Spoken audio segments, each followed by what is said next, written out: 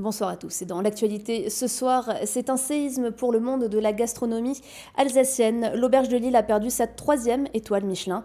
D'autres restaurants, en revanche, ont gagné leur première. Le palmarès vient de tomber. Vous voyez, l'aéroport de Strasbourg poursuit sa progression et affiche un bilan 2018 en hausse avec près de 1,3 million de passagers. Et puis un peu de musique, nous sommes allés assister aux répétitions du futur concert de Claire Faravarjo, étoile montante de la scène électropop qui s'apprête à sortir son nouvel album. Et pour commencer, donc, le palmarès des étoiles Michelin vient de tomber et c'est un coup dur pour le chef Marc Eberlin. L'Auberge de Lille à Illhaeusern a perdu sa 3e étoile décernée il y a 51 ans.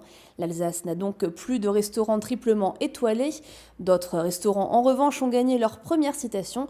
On peut citer les Funambules à Strasbourg, la Carambole à Schiltigheim et l'Orchidée à Altkirch. Et à noter que le prix Michelin de l'accueil et du service en salle a été décerné à Sarah Ben-Hamed. C'est la directrice de salle du Crocodile à Strasbourg. Et c'est un prix unique au niveau national. Le Crocodile qui avait été, il y a quelques semaines, désigné meilleur restaurant au monde par le site internet d'avis TripAdvisor.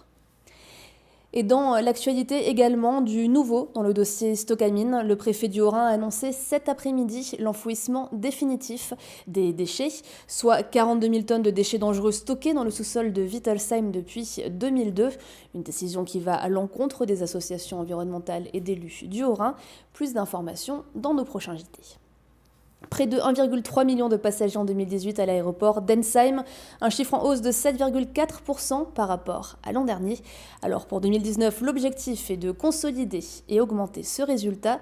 Les nouvelles destinations seront ainsi proposées. Plus d'explications avec Cécile Motz.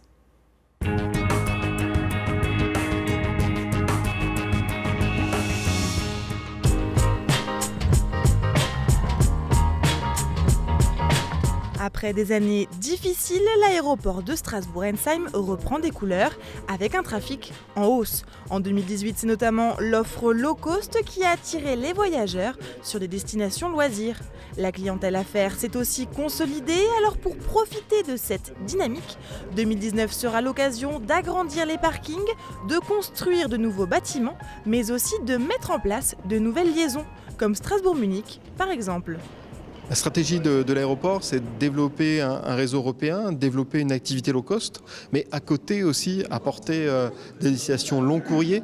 Alors ces destinations long courrier, le meilleur moyen de les avoir de manière attractive, qualitative, c'est d'aller desservir les grands hubs. Donc on a aujourd'hui un certain nombre de hubs très bien desservis, Amsterdam, Madrid, Casablanca. Et le nouveau, effectivement, ça va être Munich, qui va nous permettre d'aller desservir toutes les destinations Lufthansa au départ de Munich et qui va venir ainsi très bien compléter l'offre long courrier au départ de Strasbourg. En plus de Cagliari en Italie ou encore d'Athènes ou de Corfou en Grèce, il sera désormais possible de rallier Tel Aviv depuis Ensheim. Il y a des liens universitaires, il y a des liens scientifiques, il y a des liens d'affaires bien entendu et les liens touristiques. Alors, le tourisme, c'est plutôt Alsace vers Israël. Il faut que nous développions le tourisme Israël vers l'Alsace. La ligne sera opérationnelle en mai, de quoi donner des idées de vacances au soleil. Pas de fermeture de ligne donc pour Strasbourg cette année.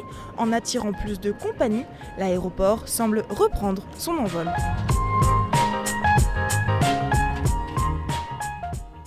Zoom à présent sur le judo adapté. Le championnat du Bas-Rhin de la discipline se tenait récemment à Vendenheim. L'occasion de découvrir ce sport et ses enjeux. Antonin Godot.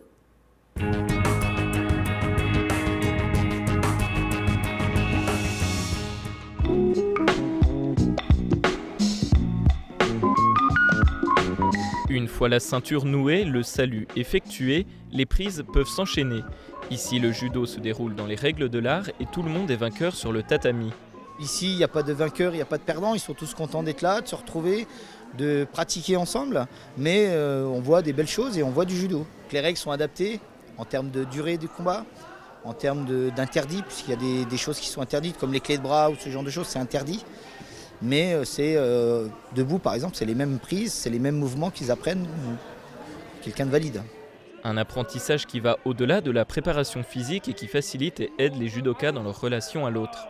C'est toujours un peu difficile au départ d'être en contact, surtout pour des personnes qui ont des fois aussi un peu des troubles relationnels, de comportement. Ça leur permet de rentrer en contact sur un mode ludique, pas agressif, et de comprendre aussi qu'on peut utiliser son corps pour entrer en relation et jouer avec son corps. Jouer tout en gardant l'esprit de compétition et le plaisir de se voir remettre une médaille comme Philippe Heyer qui a décroché l'or. Je fais premier aujourd'hui à Vendenheim et je suis content, j'ai des copains, je fais le combat avec les autres. Cela va faire 12 ans que la ville de Vendenheim accueille ce championnat.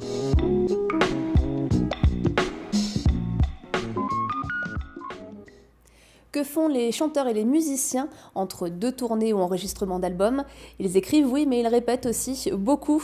Certains bénéficient même d'une résidence qui leur permet de créer leur spectacle dans des conditions optimales. C'est le cas, par exemple, de la chanteuse Claire Faravarjo. Nous l'avons suivie à Célestat à quelques semaines de la sortie de son nouvel album, Camille Roland.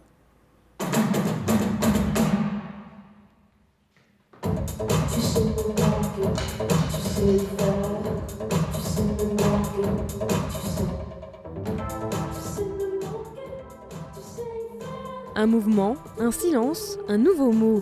C'est à Célestat que Claire Faravarjo peaufine la mise en scène de son nouveau spectacle. En résidence pour quelques jours, la jeune chanteuse strasbourgeoise et son frère Romain et leur équipe peuvent se consacrer entièrement à la création. Ça nous permet déjà d'être tous ensemble, d'être beaucoup plus proches les uns des autres. Et c'est tous les moments dans l'ombre en fait, que le public ne voit pas quand il vient voir un concert. C'est tous ces moments de préparation en fait, où on passe, voilà, on est là à 8h le matin, on sort à 19h. Et en fait, on est là, on réfléchit. Ah ben là, tu pourrais traverser la scène, te mettre un peu plus devant, dire tel et tel mot aussi. Travailler les discours avec le public, les interactions. Donc on n'est pas vraiment dans une configuration scénique où on est surélevé, etc., et où on a les lights, etc. Mais on est plutôt à la cool et c'est très agréable. Après une activité débordante l'année dernière, avec des premières parties de Julien Doré, Brigitte et le Printemps de Bourges, le futur est prometteur. Cette nouvelle année marque un tournant dans son univers électropop, avec la sortie d'un nouvel album intitulé Night Club en octobre 2019. Ça va être un grand tournant puisque l'album va vraiment montrer une nouvelle facette de moi. Une facette beaucoup plus libérée, beaucoup plus électronique, beaucoup plus dansante. On est sur des influences beaucoup plus disco, notamment au niveau des voix. Je me mets beaucoup plus à nu aussi dans les textes, je parle beaucoup plus de moi, des choses privées. Sur cet album concept, chaque morceau a sa thématique propre. Ses galères de soirée, racontées dans ses chansons comme Tequila, Noctambule ou encore Bombarde. Et pour se préparer à vivre sur scène cet album plus personnel, l'artiste fera d'autres résidences cette année pour se perfectionner toujours plus.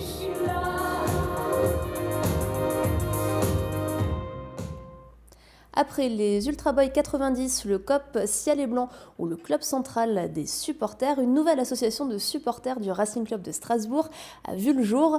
Cette fois-ci à Paris, le RCS Section Paname, c'est son nom. Présentation avec Nora Boirioa.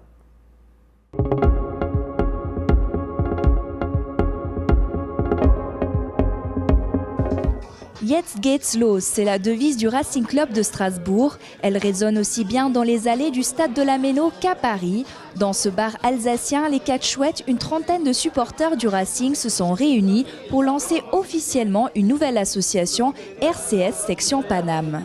Permettre aux supporters du Racing vivant en Ile-de-France de se retrouver, de regarder le match ensemble dans un contexte chaleureux, de permettre aussi à ces personnes qui veulent aller au stade de partager un moyen de locomotion ou de faire du covoiturage. Donc on est quand même très souvent dans le stade. Et c'est pour faire aussi du lien social. Les personnes qui arrivent à Paris qui ne connaissent pas forcément grand monde peuvent se rencontrer peuvent rencontrer d'autres supporters. Ce nouveau club de supporters veut aussi être visible dans les stades avec leurs écharpes et drapeaux. Fans du Racing depuis tout petit, ils continuent tous de suivre le club, même à Paris. L'amour est là, c'est une passion, ça ne s'arrête pas. Quelle que soit la région où l'on vit, la passion demeure. On ne peut pas forcément faire tous les déplacements partout en France, mais dès qu'on est à 200, 300, 400 km de Paris, on y va. Et ça nous permet de garder un lien avec Strasbourg, avec l'Alsace. Fervente supportrice du Racing, Alizée vient aussi de rejoindre RCS section Paname. Avant que je rejoigne la section, même quand je me retrouvais seule dans un bar, il y avait toujours des gens qui étaient intéressés parce que c'est Strasbourg, parce qu'on a des supporters vraiment particuliers, avec une mentalité vraiment propre à Strasbourg. Et du coup, il y a toujours bonne ambiance. Et la naissance de cette association s'est déroulée sous une bonne étoile. Cette soirée de lancement s'est tenue le soir du match contre Monaco, où les Strasbourgeois l'ont emporté 5-1. Via l'association, les supporters espèrent se procurer plus facilement des places pour les matchs. En tout cas, ils seront une cinquantaine à venir encourager les joueurs ce mercredi au Parc des Princes. RGDS, partenaire des Alsaciens qui s'engagent. Et on termine ce JT avec l'image du jour et dessinée d'Oliviane. C'est le séisme du jour en Alsace. L'auberge de l'île à Illeushörn perd sa 3e étoile dans l'édition 2019 du célèbre guide Michelin dévoilé aujourd'hui à 17h. Cela faisait 51 ans que l'auberge était au firmament de la gastronomie française et même mondiale.